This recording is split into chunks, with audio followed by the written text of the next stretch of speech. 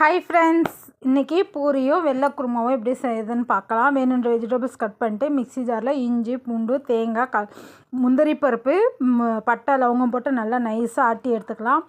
ஒரு பாத்திரம் வச்சுக்கலாம். நான் குக்கர் எடுத்துருக்கேன். குக்கரில் நல்லா எண்ணெய் ஊற்றி எண்ணெய் சூடானோடனே கடுகு பட்டை லவங்கம் கருவேப்பிலை தழை பச்சை மிளகா கட் பண்ணி வச்சுருக்க வெங்காயம் போட்டு நல்லா வதக்கிட்டு அதிலே நம்மளுக்கு வேணுன்ற வெஜிடபிள்ஸ் சேர்த்திக்கலாம். நான் உருளைக்கிழங்கு காலிஃப்ளவர் பீன்ஸ் கேரட் பச்சை பட்டாணி இதெல்லாம் சேர்த்துருக்கேன்.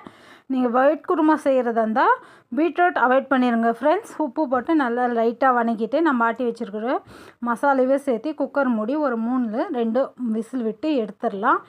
நல்லா கொதிக்கும் போது ஒரு கைப்பிடி அளவு கொத்தமல்லி தலையும் புதினா தலையும் நறுக்கி அதிலே சேர்த்து இறக்கி வச்சிடலாம். பக்கத்தில் நான் பூரி சுடுறேன். நல்ல காம்பினேஷன் சூப்பராக இருக்குது ஃப்ரெண்ட்ஸ். நல்லா புசு புசுன்னு பூரி சுட்டு ஒயிட் குருமாவை தாராளமாக ஊற்றி பூரி சாப்பிட்டா இவனை அடிச்சுக்க ஆள்